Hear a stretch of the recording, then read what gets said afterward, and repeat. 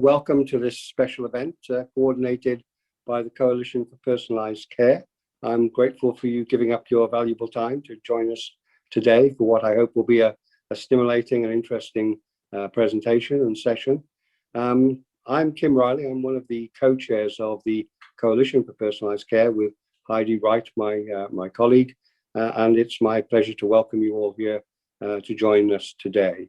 I'm going to start with some housekeeping announcements, just so everyone's clear of how things will operate, and then we'll launch straight in. We've got a lot to share in a relatively short space of time, so we want to be sure we cover that all in a helpful way.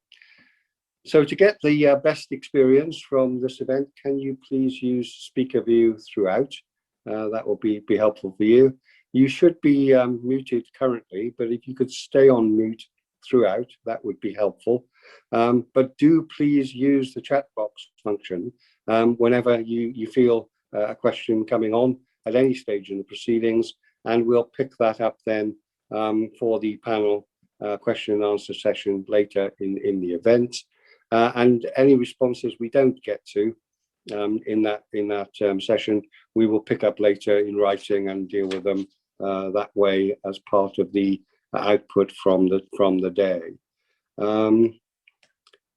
So each of our speakers this morning has been told that they've got 10 minutes to make their input. That's going to be an interesting challenge because we've got quite a lot to say and to share, but you will have had copies of the report hopefully yesterday, and if you haven't received a copy, it will be on our website after the event in full, with its appendices, with copies of the slide presentations, and with a section on frequently asked questions that we don't cover during the event itself.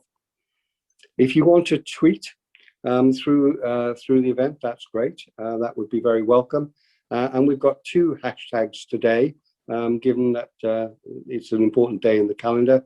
The first is hashtag Social Prescribing Day, and the second is hashtag Communities and Social Prescribing. So use either or both. We want to reach as wide an audience as possible, and the Social Prescribing Day obviously gives us potentially an international set of links. So the event is also going to be recorded, and that will be available on our website with everything else subsequent to today's event. So let me start by setting the scene for you by way of the context for the contributions you're going to hear from our guest speakers.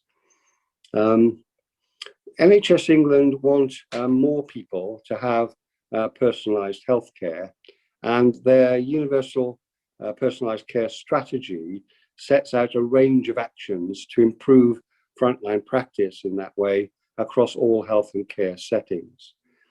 Actions 8 and 9 of that strategy focus on recruiting and training social prescribing link workers and on helping build the capacity of local communities to support the well-being of their residents, because those are seen as key components of the wider approach around personalised care. In most parts of the country, of course, you've got a whole range of other link workers and connectors in various roles working away in local communities, and they're often operating very well in their own terms. And we know there's a wide range of organisations and initiatives that are concerned with a place-based approach to capacity building at local level. But what often isn't there, in my experience certainly, is there isn't a framework to align and coordinate how those valuable but often limited resources are connected and deployed to maximum effectiveness, so that collectively they can lever in extra added value. They can be greater than the sum of the parts. So this initiative was designed to help the health sector better understand and support these link worker and capacity building activities. The coalition wanted to help NHS England deliver their plan by, if you like, road testing a highly practical approach using the expertise and experience of 4 of our key partner organisations, and of course with the active involvement of local councils as key partners at local level. So we chose two different areas within the existing personalised care demonstrator area in the north of England, which are York and Wakefield.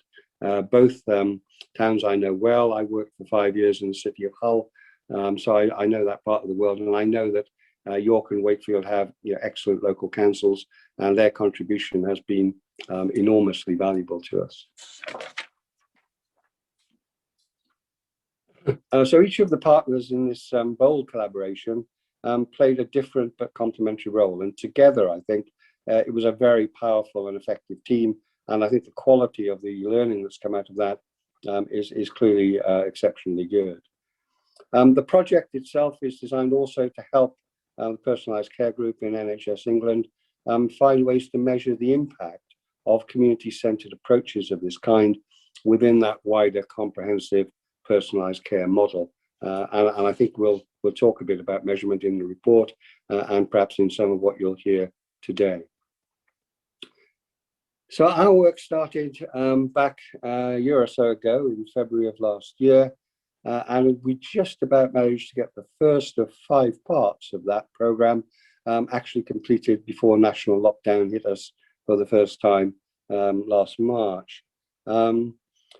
We did go on and complete the work virtually and in some depth, despite the disruption of the pandemic. And I have to say that that's because of the generosity and willingness of the contributors to do that. And I want to thank them for sticking with that at a difficult time and for getting us to this point where we've got such a useful product from all of that to share with you.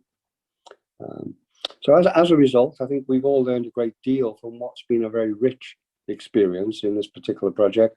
And we believe that's valuable enough to publish this report and to share it more widely. And we hope that it will be picked up and discussed, and more importantly, put into practice, because there is good practical guidance, there's good models in there, there's things that you can take away and utilize back on your own patch.